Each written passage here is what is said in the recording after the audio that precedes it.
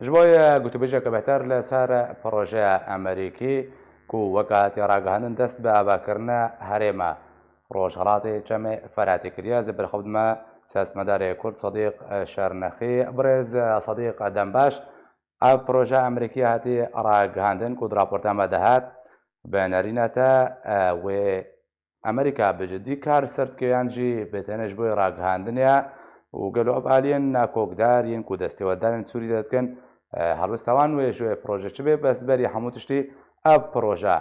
ڕاستیەکە یانجی بابەتێکەش بۆی ڕاگەهاندنی مژلکردنا خەڵکیە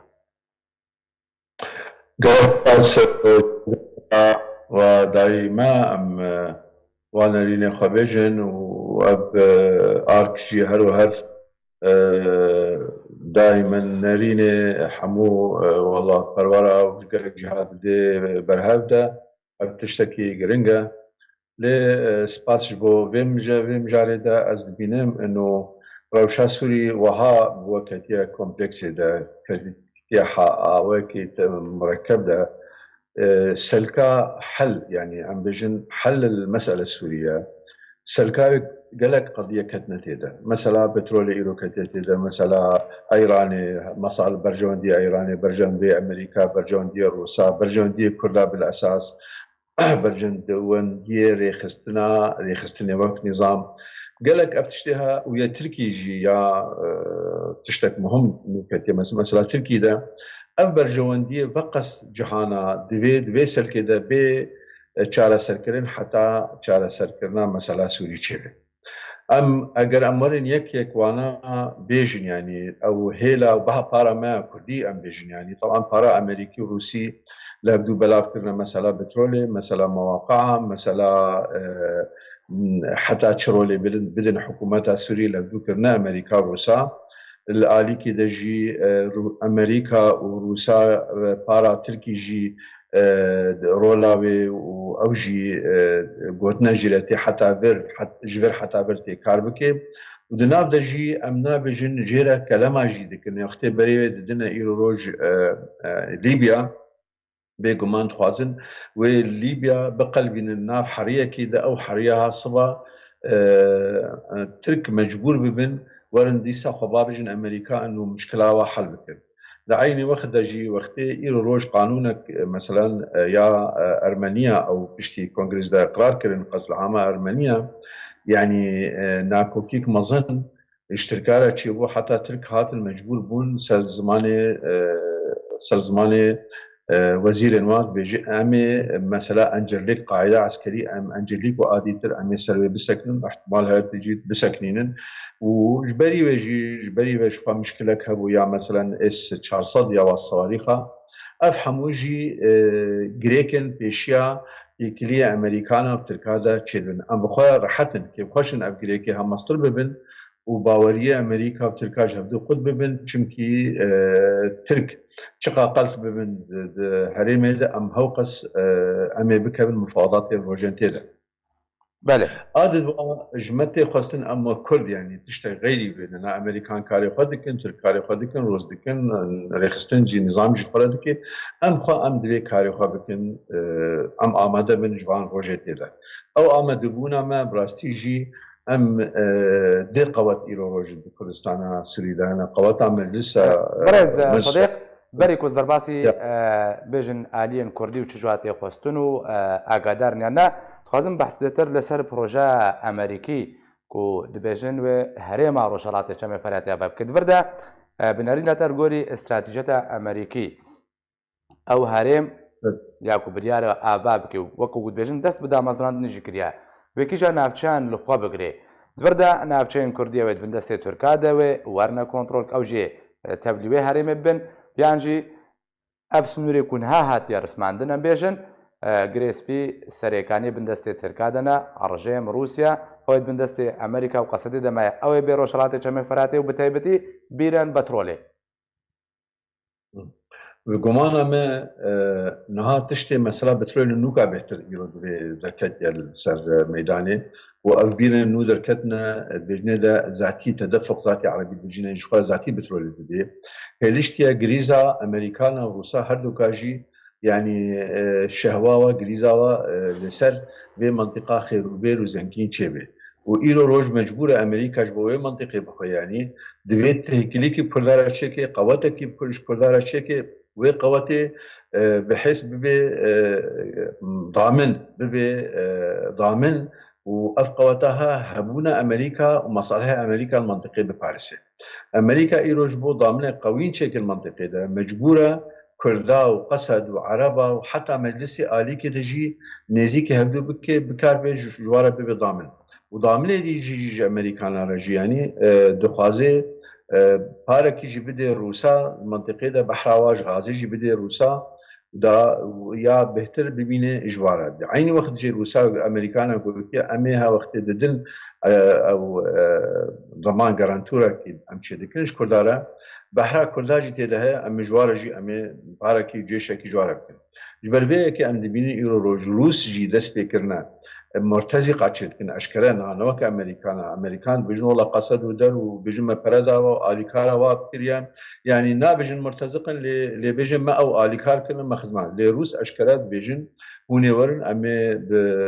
امي بينجي حزار عسكر تشيكن وامي واتديب بكن ضصاله وامي جيشكي تشيكن وامي المنطقه بينهم جنابه دوري صد انسان يجي دس بكريا نابي خدا تطوع كريا معاجي بدنا وعسكري يعني اشكرك مرتزق ويتشكن جو كردا عيني بهترنا خاصم ويبريوا بدنا درات خاصم ويبريوا بدنا يعني ايرو روج اد بینم ته پارا کردا دوا بازار دا کم يعني پارا کردا دوا بازار دا کم وقت ترکی و روسی و ترک روس و ترک امریکان مسئله دنا پارا کردا دو مسئله دا کم جبرگو تیکلیا کردا به هبره هی وضع باشا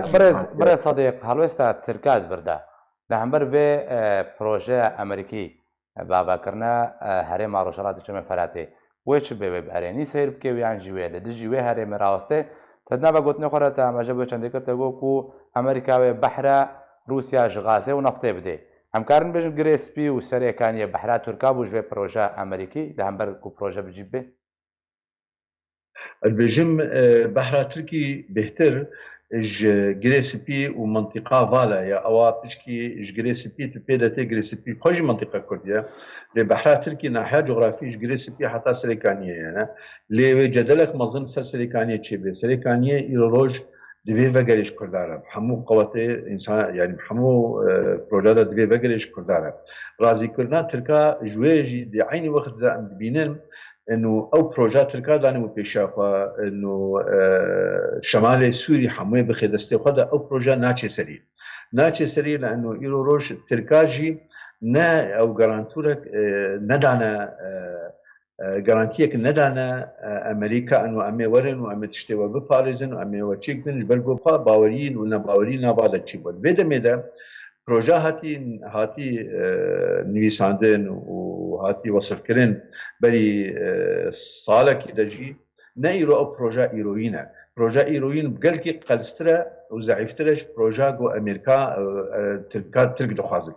اد بجم ترکنا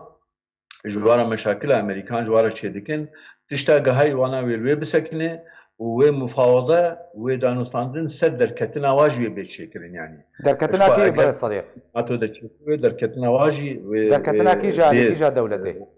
شنو بكر دركتنا تركا يرو روج وبي مناقشه كلن دركتنا تركا منطقه شمال شرقي سوريا وبي مناقشه كلن وقت اگر مناقشه وك إلى روج يكيتي أوروبا وك ناتو مناقشة تركي دكن بخا دركتنا تركي حمي إجباء أحلافها ياك دي ترجي نهائرو أفتشتها تشدن ضمانة إجهبونا أردوغان برجينينا روجة تيدا أحزابنا بيدا تشدبن بارتي جوي بارتشبونا مشاكلش خاله دكي يرو تيخويا كرن سروكاتي اخوان مسلمين دكي افتشتهاجي حمونا امريكا من روسيا رازي دكي بقمانا مش شاشبونا ام هر بيجن ام كرد احمقيه دجمنه ما شاشبونا دجمنه ما هبونا ما تشد وقول كردستان العراق جي شاشبونا صدام حسين وهاتشبو ونها شاشبونه ايرانيه جي تشد من كردستان ايراني دجي ام ورن سرفر دي ساسر كردستان سورياني شاشبونه تركي ايروج و يعني ام بيجن خباوريا تركي وقربونا تركي و اف عنجهيات تركا دكن يروج واتخنا شاشبونه ده او شاشبونها وبهله انه تاريخي ديسا امريكان اللي كردا فقرن وكردا بدنا سرهبو دو بفكرن كردا بدنا سرهبو وانا بكن ضامن شخره واتای گوتنا تا امریکا و روسیا کوردان ئەنگۆ کەرتا کووردا ji بۆی فشارێ بکارتێنێ دەماک و شغلی ئەنگۆ بکەوێ بەرژەوەندیوادا وێ بکاربینن ئەگەر ژی هەپەیمانێ وێ بەرامبەری وێ لە گۆری وێ ڕێککەوتنا بکە و تەنازلا بکێ کەرتا کوردی وەرێژ بیرکردن کەرتەکە کاتیم کارن بێژن پرسا خۆ دیسا بکەچکەمەوە پرسامە دۆزا کوردی تەگوت و ئەمریکا و تورکیا ئەمریکا وێجارێکی دیبەگەڕێ کووردا و لە بخەیەک و یەک بکەیەک ڕێز دووەردە ئەمریکاش بەرک و تورکیا نەرگۆری بەرژەوەندیێن ئەمریکا کاربەدانێت کێوێ بەگەڕێ کووردا کورد وردت بێ کەرتە کە فشارێ بتەنێ دەمەک و پێویستیە ئەمریکا رووسیا بوابێ وا بکارتێنێ لە هەمبەر لە دژی تورکیا لە دژی ڕژێمێ بله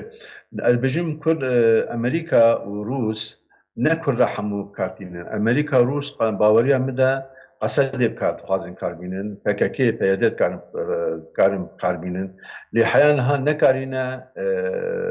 هاوالێن ئەنجومەنێ و پارتیên دی بکاربینن لەنۆ ئەو ئەنجومەن و پارتیê دی هی مەسالێ مەبدەئی جەمانە هەیە و هی تێکیلیێوانە مەسالێ قەومی مەشارێ وای قەومی هی سەرێوادە موجودن یعنی پێ طروحاتیان موجودن لێ ئەگەر بخوازێ بهتر ئەمریکا و خاصەتەن بخوازێ بهتر قوتك يشكل شمال شرق سوريا و مشروعك حقيقي بطرح بك او مشروع حقيقي جينها غير مبادره فرنسيه عملينينا حموجي خذ دور مبادره فرنسيه ددن بو كارتا فرنسيه ددن مبادره فرنسيه ددن ولوي مبادره دجي يرو امريكا جي رازيه وامجي جي رازينا وام دخوازن ام مبادره هاد بي لي طرفك ها نسر بخويا نسر بس نكاري يك جوي مثلا بيجي انه هنا مج جواره قوتيا هنا قرتيا بردن هنا تكلي سياسي بكن هنا تكلي خبك كيرا قد بكن تشتا اساسي تشتا فرنسيا وامريكانا واوروبيا جواره قوتيا مجي جوانا را قوتيا يعني لي او حتى هاد بيجن ام نكارن ما بريارنينا الهام احمد للامريكا اشكال جيره قوتن يعني او دبيجن ام نكان وكا غونينوك اشتلي دركب ام نكان هلكن ام نكان تيكلي خا فككرا قد بكن جبربيه كي روجه قوناغ قدريش بيشا معايا ام بكار من تشتكي بهبره بكن ادبجم انجمن او بكار من تشتكي بهبره بكن باشا برز صديق اتخوازم تبي چند بدي خويا كرنم كارن بيجن اب استراتيجيه امريكيه بيشنيار كري ابا كرنا هريما روجالات چمه فراتي رازیبوونا تەبا ئالیان سەروەرگرتیە تورکیا رووسیا ڕژێمە ئەسەد ئێرانژی و دەستێوەردانی سووریەتکێ رازیبوونابان لەسەر هەیە یانژی حتا چرادەیەکێ پێویستی رازیبووناوان هەیە ئەف پرۆژەیە ئەمریکی بەێ ئەو پرۆژە هەمووژی تێدا شریکن دوێ پرۆژێ دەبێژن ئارێ لێ هەرێکێش ئاوێ خواژ دەریە خوا مەسەڵەن ام بيجن روس بيجن او بروجيت في تشيبي وفيدراسيون تشيبن واداره ذاتي تشيبي وحقي كردا جزء حقي كردا بيدانين اللي بس ضمن خارطه سوريا امريكان دبيجن دبي ام اف فيدراسيون فراتر والبرو نيزيكي كونفدراليه تجي بلكي يانجي رنج اقليم كردستان يعني امريكان بيحتر فراتر بيتقازن يعني وجغرافيا ويجي فراتر بي لنا رنج كردي تاني قالك لي يعني جغرافيا فراتر بي حتى بقي درزوري وعم بيجن حتى شدادي وانا فراتر بمنطقها لي او هردوجي مسألة سريكانية حتى نهاية كلامة سريكانية وغريسبي او انا حتى نهاجي هي مقاربة عملي جديد تدنا كرنا تماك ايراني جيد بيجي دبي كرد اگر اداره ذاتي شغله تشتكي بكن وكان مختاريه اخذ مختاري ترك ايراني بيجن اخذ مختاري كي كان هناك استقلاليه كواها دا مركزيه اداري تشدمن او ايراني جي نضد بين يعني لهر وهر دبن باسكي نظام ده ودبن يكيتيا سوري ده بيت فكرن اما مشاريع حرسجي جماله تيريناكي باشا تبحث سەرێکانیە کردە گو هەر دوێ بەگەڕێ بۆ کوردان دووردە ئەv پرۆژەیە ئەمریکی گەلۆ ڕەوشە عفرینێ وێ چ بێ گۆری وێ پرۆژەیان جی عفرین بوو بەشێکی بەژن ڕۆژ ئاڤای چەمێ فەراتێ تەبلی پرۆژەیە ئەمریکی نابێ کریزاوێ کێشاوێ بتەنێ وەرێ چارەسەرکردن البێژم شخوا هەمن يعني سەرێکانێ نینە هەگەر عفرین تنەبێ و عفرین نینە هەگەر گرێسپی تنەبێ ئەم وەک کوردی سووری ئەم دەبینە مەشروع دەبێ متەکامل بێ يعني ئەگەر ئەم عفرینێ دەبژێ بەردن و ئەم عفرین دژی چارەسەر نەبێ شخوا پرسیارم ناوەکو دەبژێ بەردن کوردیان نا بڕێز صدیق پرسامەوە گۆری پرۆژە ئەمریکی عفرین ڕۆشاوێ چ بێ البێژم ئەمریکانها ضمن مەشروعێ وادا هەیە پێشمەرگی ڕۆژ پشتی بۆ لەفکردنەک کوردی چێ بێ پێشمەرگی ڕۆژ وەرێ سەرانسەری حدود ژدێرێکی حتا عفرینێ سەرمیانداریە بکێ دامنێک عسکەری بێ ji ber got ji vê havî de hem pêşmergê roj ti xilafê wa sabîqan em bêjin wek tirkaran nîne yek û ew hêcetê Tirkî jî nîne yanî bêje wela ev erhabî ne û ne terorîstin ti terorî vî pêşmergê de kesekî sirvan negotiye yani ew hêcetê destê Tirkî de wê bikevin wextê got pêşmergê roj ji dêrikê heta Efrînê hebûna we hebe û ev qewetê peyede û qesedê jî wextê dûr bikevin gor yani îtîfaqa Amerîkî Tirkî jî ew 20 kilometr bikevin divê qewetek Kurdî resen welatperwertê de hebe ew qewetek got em dixwazin û Amerîka jî bi rastî bedîl jê xwestî yani leno niha nema wext heye cêşa Kurdî çêkin û tedrîb bikin û qure bikin nema wext heye dimnê va levhatin û musalahatê mantiqê de çêdibin yek jî ji cê em bêjin çawa fekil irtîbat pekekê re divê aynî wext jî hebûna quweta damin pêşmergê roj hebe mevcûd ji Efrînê heta dêrikê divê ev hebe û eger ev tinebê jî ne Tirk jî qebûl dikin ne Tirk jî dikarin vê meşrueha qebûl nakin yani lê eger hat weke got wextekî Kobaniyê de eger hat û pêşmerge hatin û qeweta siyasî yani canibek siyasî me wek hêzên siyasî me qeda ser hevdû û ne rengê PKK û ne rengê PYD meselê de bê ew muberrirat ew hêcetê destê Tirkî de dikevin û wê iqlîmek ديمقراط وفيدرال وخديبار ويتشيبي منطقة كردستان السورية ويتشيبي باشا برا صديق أما بين آلية كردي أمريكا ده بروجا خدا يا روجالات كم فراتي أبا كرنا هريمي ما في كردان وبشرنجي بباريزي حتى شرا دايكي كرد وجا إيريشن تركيا أرجيما أسد جروبين تيرورست بجن پاراستی به بله نها اوجي قريدايا نتائج صراع ونتائج اتفاق نتائج خلاف نقبين دقوات هذا سي قوات هذا قوات امريكي قوات روسي وقوات امبيجن تركي نها لانه جبرقو نا حكومه نا دوله سوري حاكمه روس حاكم من شوناوي ونجي ترك تمامي دكارن بريارا خبدن بي امريكا ديمك اف هرسي قواتها وقتي لبدو كلن لسر اواكي او بي حقي كرداي بيدانين طبعا لإيه مجيج ما كرداتي خاصة ام باني سقفي مطالبي خفرفن ام بيجن فدرالية كامل وراست ودرست ووكي جو اعترافات دولية من ام لشمالي كردستان شمالي كردستان من روعافا شمالي سرانسر منطقة كردستاني ام بكن وام خديه وي بروجي بن بروجيكت زلال وام وي بروجي بهبدو بدنا قبول كن ام خلكن كردستاني اگر بارتين ما واگر بيادا ام دبيل هبدو بدنا قبول كرن لي بس ايرو روج اد بيجم نها امريكا تشتاق خدكي طبعا نها تشتكي اسفاز بيجم ترامب ناخذ تركا راز بخيدنه ترامب المؤتمر ناتو بحوالي تركيتي كر ترامب باور باردوغان ترامب تكليري هنا بس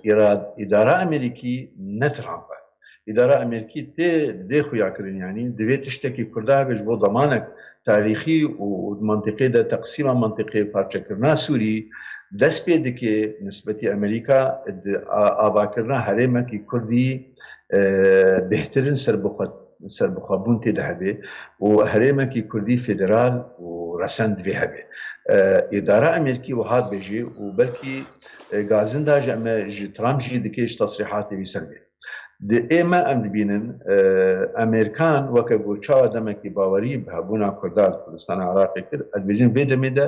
باوەری بەهبوونا مە تینێ و دبینێژ ئەو کەسێ مرەشەح بکار بن هەرێمە کوردی سربخوا و دیموقراط بين آوا كرن ديساجي كردن إيجو مرشحن وش كرداجي دي قوتنا قوتا بيشمرقة روج وقوتا قصد كرد ناف قصد أو هادو قوات جي دكاري ضامل بكي إيماجي أم باورن أمجي الحقي أمريكا بباريسن أجر مسألة بترولي بشركات بترولي أجر مسألة ريجرتنا الإيراني أجر ريجرتنا روسيا أمجي بمسألة باورن يعني ليه ايدي دفي ام قبول نكن تشتكي جو امريكا تاني تصريحات او تاني قلتنا بدي بيجو تشتك سر عدك او رابورا هاتي قلت انه والله نها اقليم افادك تشتكوها از بخا قالكي لسر عردين نابين يعني لسر عردين تشتكي عملي وبراتيك لسر عردين تنينه كان جيب لسر عردين هبي اجر اما جماعه عند بين اجر ادارات مشترك شكل نعم مو قياديه وهجر كارين دي فرض بكن دستي خواج كي يقول بكن اگر كارين وفرض بكن قلتي كردا بردن باشا برز صديق داوين برسيال بس بكردي بس فهم دام بروجا امريكيه كونها ما قلتو بيجي سركر دي برجوانديا كردا ده يانجي دجي برجواندي ما في كردانا او بروجا قدوي رابورا وجهاتي برجوانديا كرداتي ده وشروطتي ده هاتي نجي برجوانديا كرداتي ده وكرد بتشنافي إيرو روجها بناوا الروج يعني روجهالاتي كردستان روجافاي كردستان شي شكلي بي آواكرين يعني باوري أما هيا اللي إما راستي دخوازا ما داوي نأفا برجو عندي ما هندكن اعترافا سياسي ودستوري ودبيجن أم بيجن قرارات دو بيجي وشارع قرارات المتحدة دبي الوردجي هبونا كردا زلال ببي دبي لجنة دستورية كردا هبن دبي اعترافك دوليجي هبن أفحمود اشتها أمريكا حتى أنها سر نسكنية أوروبا سر سكنية فرنسا سر سكنية هنجي لأمريكا حتى أنها سربا مثلا نسكنية سكنية لسر شاو المنطقة ده بكار بقوتها كي تشيكي أو قوتها مصالحي بباريسن بترولي بباريسن هبونا بباريسن بنفس الوقت خلافة بتركارا نكن باشا دقل أمريكا تشناجي جوانا دور دبن دفي أم مشروع فرنسي يحري باشا إيرو روج يطرح كرد في مسألة قالك سباس جبوي سياسة مداري كورت صديق الشارنقي قلت القلم بوي قالك سباس